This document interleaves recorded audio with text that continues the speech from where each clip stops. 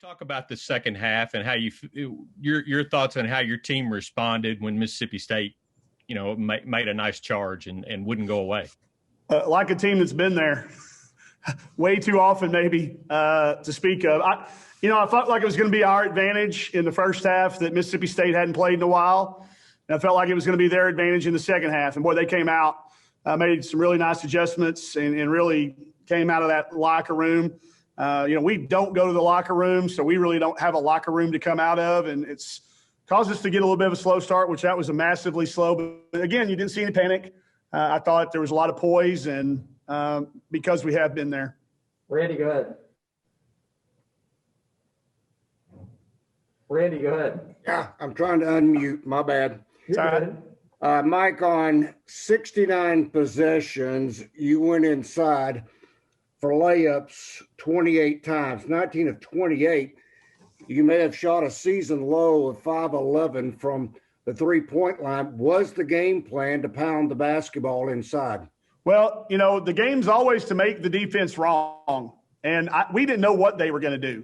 It's our first time to play against this coach. It's our first time these guys haven't been playing they've only had one game in 20-something days. So we were suspectful that they might deep plug on us, and that's what they did. And I thought we took what they gave us. And we did not try to force what wasn't there. There's been times this year, Randy, that we have done that, where we've gone out and said, hey, I haven't shot enough threes. I need to fire one up. I thought tonight it was take what they were going to give us. And we got a little deeper in the shot clock maybe than sometimes we do, but that's where we need to – that's a sign of this team figuring it out, trusting each other. And I thought it was really, really good to see. But, yeah, I'm okay with that. If you'd have told me, they were going to shoot 27 threes and we were going to shoot 11, I probably wouldn't have agreed with you. But that's the way it played out. I thought it was good of our team to take what they gave us.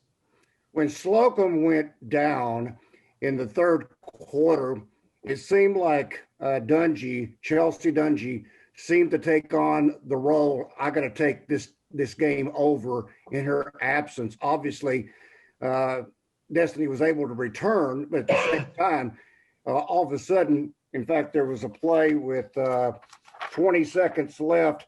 She makes 2 free throws, and then she comes right back with 8 seconds. And I'm talking about Dungy, and makes a key steal.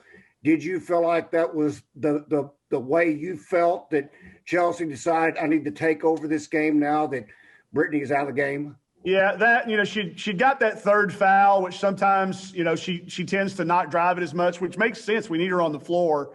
But I think when Slocum went down, and it didn't look good. Like, I honestly thought she probably wasn't going to return.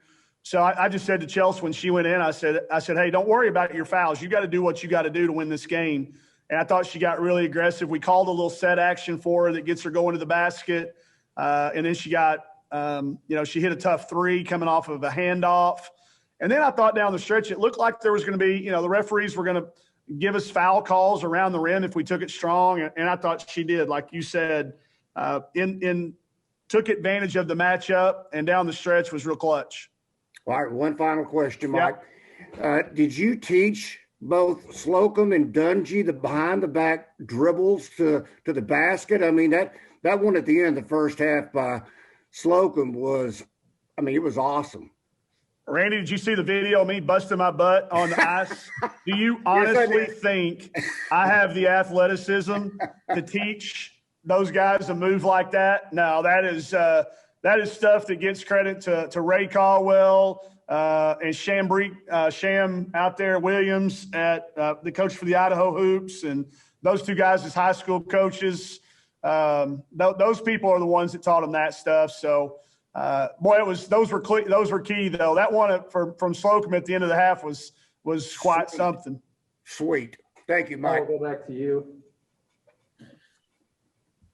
I got you. Hey, Mike, just talk a little bit about the ability of your team to scrap and rebound tonight, because that looked the numbers were not nearly as lopsided as they've been sometime, and you and I talked about that. Yeah, we did. Yeah, kids responded, didn't they?